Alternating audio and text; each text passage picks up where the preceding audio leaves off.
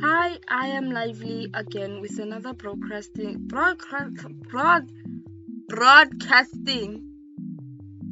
of another comic update. I have not been posting comic updates.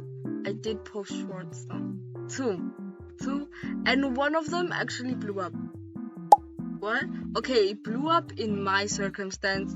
People think blow up is like at least 10k.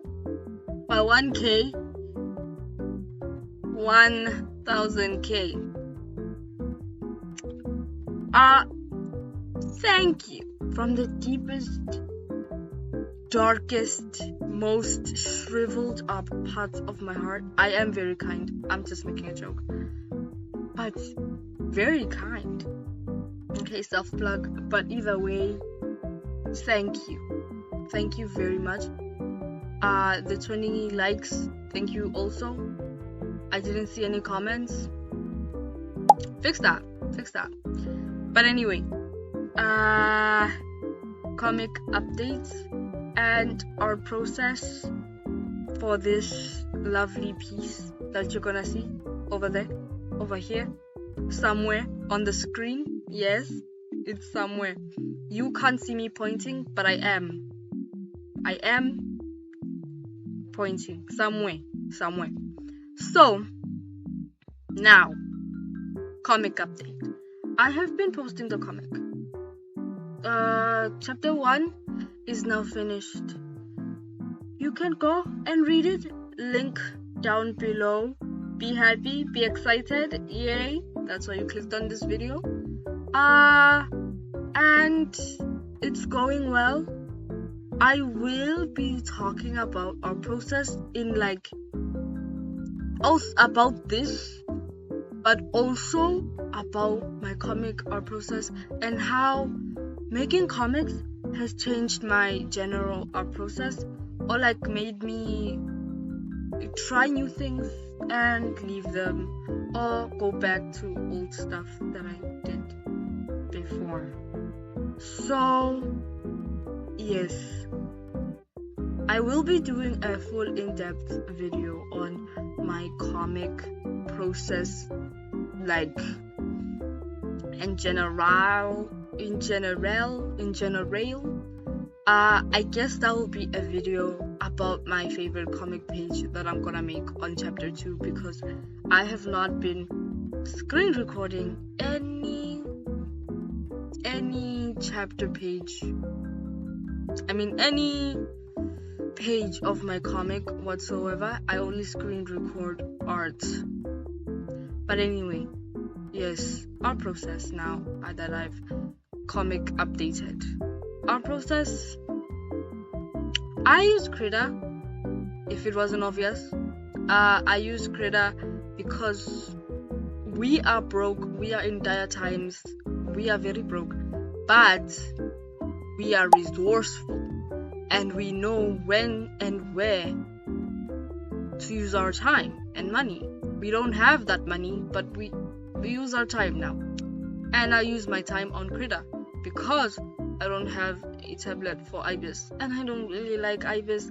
Ibis is so difficult to use, and it's not even difficulty. I guess I'm used to Krita.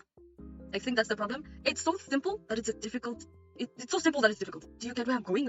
It's so, the interface, everything is where it's supposed to be. Everything, you can't customize. You can't customize is the problem. Because everything is there. Everything, you don't need to change anything. It's just there. So you can't add personality. You can't add your own je ne sais quoi.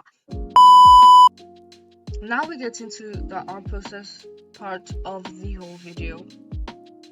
My art process is that first, you start with a good sketch. A sketch that you can understand. Actually, controversial opinion for some, but chicken scratch is not good. I can see why people say chicken scratch is not good now. It's because have you ever sketched? You sketch and you feel like your sketch is good, but then now you're going into line art and then you're struggling. You're like, why am I struggling like this? And then now you're looking at your line art and you're like, I hate this.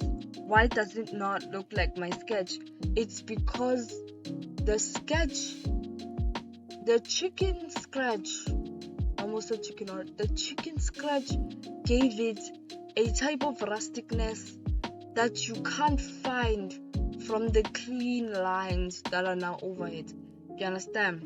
I feel like if you're doing sketch, it must be clean. If that's how you do art, and like you do art, you start with a chicken scratch, and then you keep the chicken in the art, then clock away. Don't listen to me, but I'm just saying, if you're that type of person who like sketches chicken scratchly, and then you're looking at your chicken and you're like, oh my god, this chicken is amazing, this is amazing chicken, and you just want to take a bite of that chicken, but then the chicken, you wanna remove the chicken from the art, right? You wanna clock away, you wanna clock the chicken away from the art. but then as you're looking at as you're removing the chicken, now it looks bad, and also you are struggling to remove the chicken because the chicken doesn't want to go away.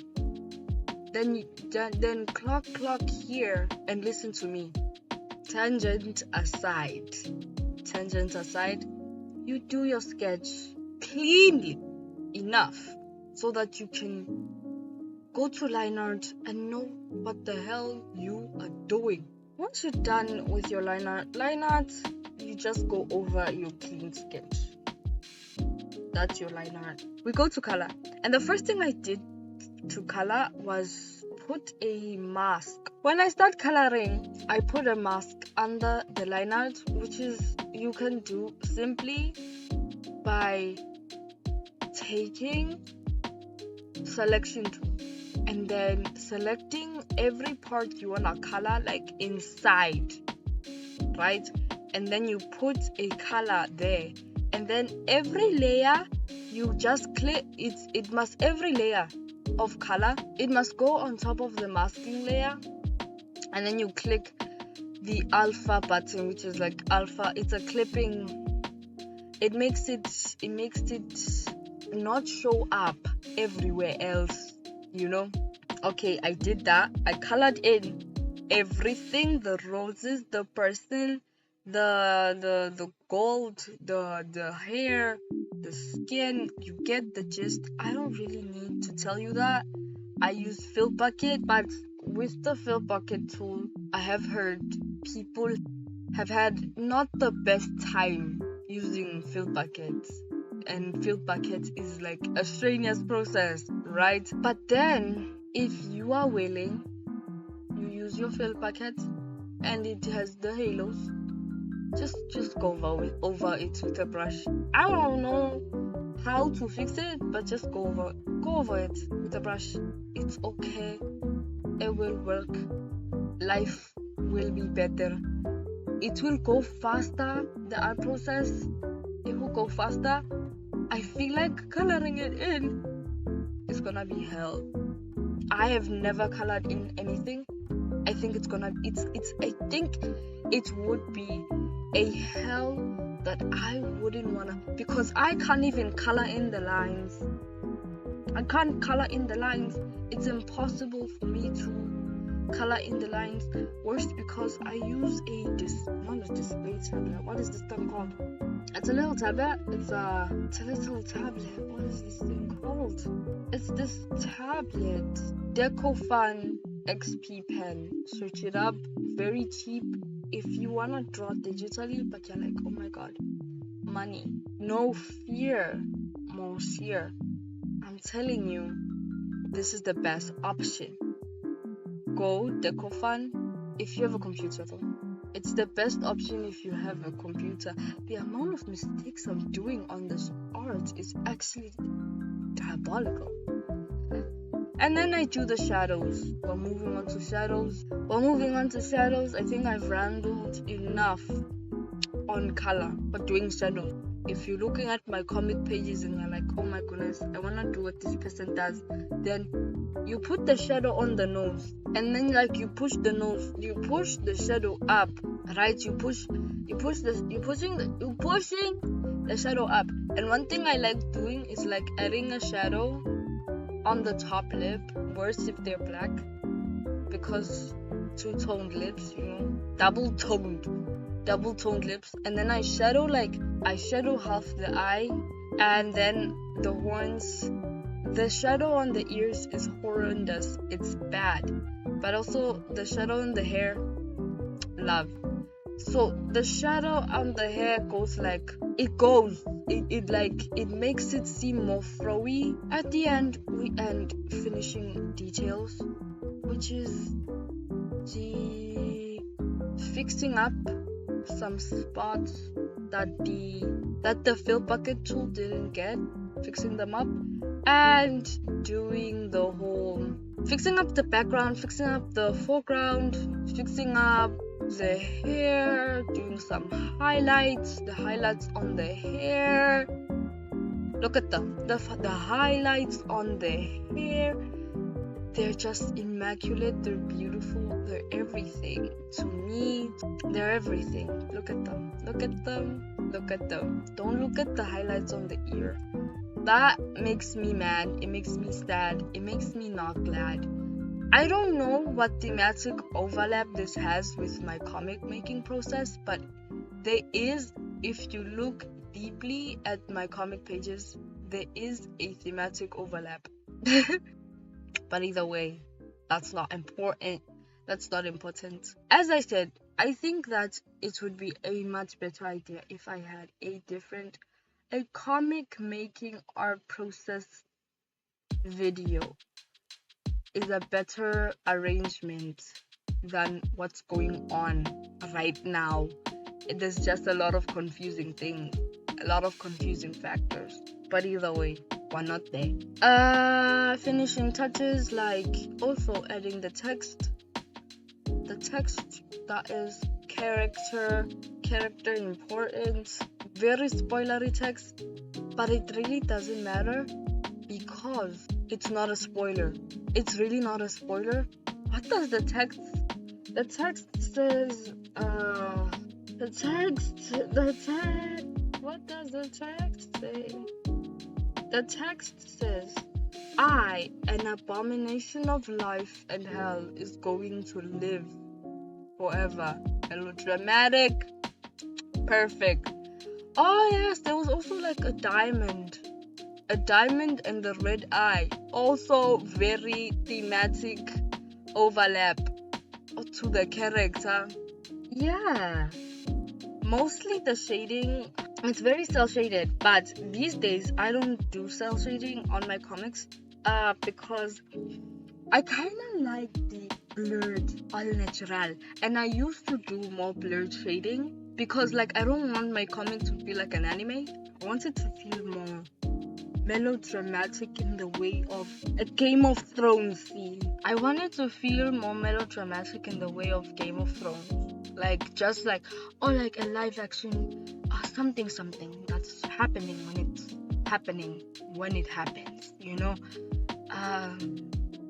but yeah, it's gonna be posted. I think I'm gonna post it on Tapas way sooner, actually. It's gonna be posted on Tapas, and I'll make a second process video for also this art that you are gonna see somewhere on the screen. I think it's gonna be like in the middle. It's there. The art of Chloe. Yes, you know it. I know it. Okay, that's the end of the video. I think I did not explain this in the best way. I'm still getting used to YouTube making videos thingy. It's a process. It's a learning process that I'm still going through very much. But either way, if you liked this video, you thought maybe it was helpful, and if you thought it was unhelpful, still like. I don't know. you stayed this far, like it. And also subscribe, because you wanna know about my comic making process. You wanna know about the lessons I've learned while making comics. These are future video ideas that I'm gonna make. So, and also comment, what did you learn? I bet it's not much. You just learned that you must color, sketch. Oh yes, the chicken. I think that's the most that was the most lesson thing I have lessoned. And you also wanna learn about other things. You also wanna comment about other things you have learned. If there is something where I like, oh my god, this is actually more chicken than the chicken. So like, yeah, and bye and tune in for the next one.